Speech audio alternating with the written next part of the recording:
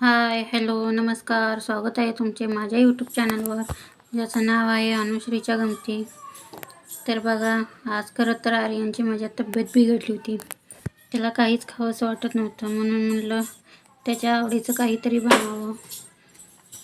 बघा, तीच रेसिपी मी तुम्हाला शेअर केली. आज मी करणार होती गुळ शेंगदाण्याच्या पोळ्या. तर बघा, मी अगदी खरपूसपणे शेंगदाणे भाजून घेतले होते. त्यानंतर लगेच गूळ पण कट करून घेतला होता आणि ते गूळ आणि शेंगदाणे मिक्सरला बारीक करून घेतले. अगदी पूर्णासारखं बारीक करून घेतलं. त्यानंतर मी चपातीचं पीठ मळून घेतलं होतं. ते 10 मिनटं एक रेस्ट करण्यासाठी ठेवलं होतं.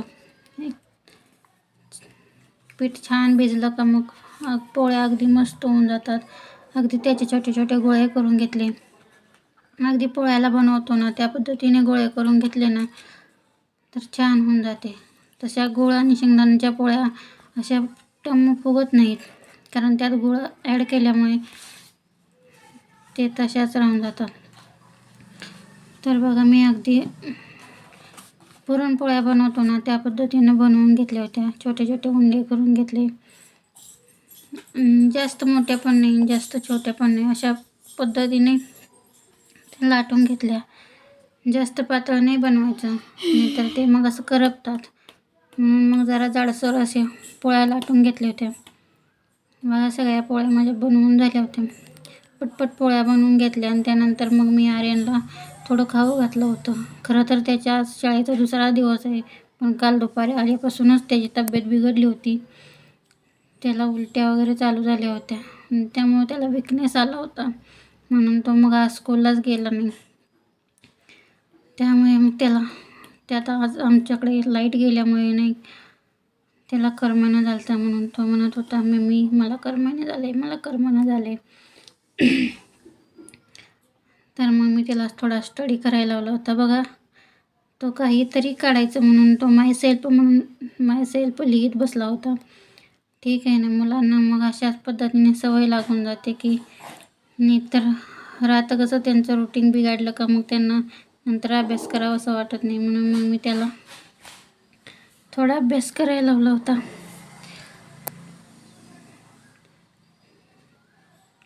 मुलांचं सारखं चालूच राहतं ना, खेळणं, उठणं, बसणं वगैरे. तर बघा, मी अगदी पटपट पोळ्या बनवून घेतल्या होत्या.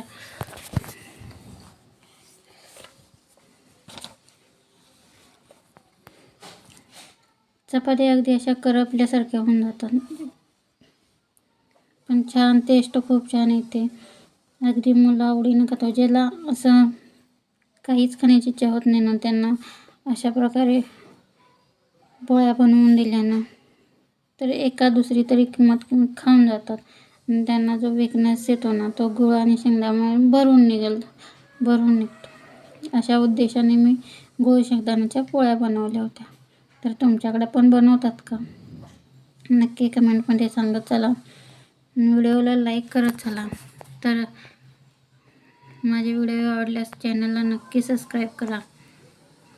तुम्ही लाईक पण करत नाही, सबस्क्राईब पण करत नाही. तुम्हाला व्हिडिओ आवडतात का? कमीत कमी सांगत तरी चला रे.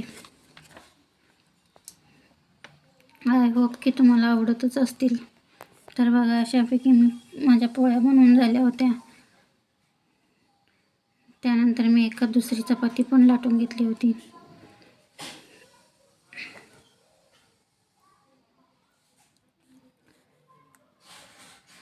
तवा बघा, मी अगदी असा ना पूर्ण ब्लॅक करून घेतलाय, कारण ते माझा तवा ना थोडा हलकासा झाला होता. त्यामुळे त्यात सारख्या चपात्या नाही का करपून जातात. म्हणून मग मी तसा ब्लॅक केलाय. मग आता बऱ्यापैकी व्यवस्थित होऊन जातात. माझ्या चपात्या इथं बनवून झाल्या होत्या. त्यानंतर मी आर्यनला थोडा स्टडी करायला लावला होता. त्याचं चाललं होतं स्टडी वगैरे करण्याचं.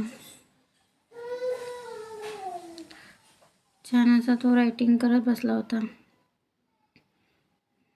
खरं तर त्याला दीदी आमची खाली बसूच देत नाही. त्याला मी वरती चेअर देऊनच बसवते, पण दीदीला मी त्यावेळेस आंघोळ घालवत होती म्हणून तो खाली बसला होता.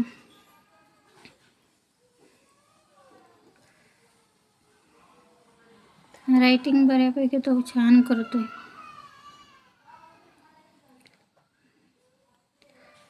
अशा प्रकारे सवय लावली ना मुलांना, अगदी त्यांचं रुटीन छान होतं. एका दुसरं पेलिंग्स मिसिंग होते, त्याला आठवत नाही म्हणून तो पाठीमागचं बघून लिहित होता.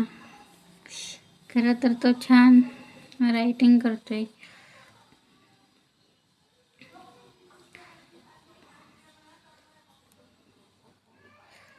तर बघा, त्यानंतर आमच्या दीदीचं म्हणजे चाललेलं असतं ना, कुणीतरी खेळाय घावल त्याच्यासोबत खेळायचं असतं. त्यानंतर अभ्यास करून झाल्यानंतर त्यांच्या दोघांचं चाललं होतं बघा, कोण घ्यावल त्याला अगदी घोडा बनवून टाकते. अशा प्रकारे त्यांचं चाललेलं असतं दोघांचं. दिवसभर हाच उद्योग चाललेला असतो. तर बघा, व्हिडिओ आवडल्यास नक्की लाईक करा, शेअर करा, सबस्क्राईब करायला विसरू नका. तर चला, भेटू उद्या. Bye bye.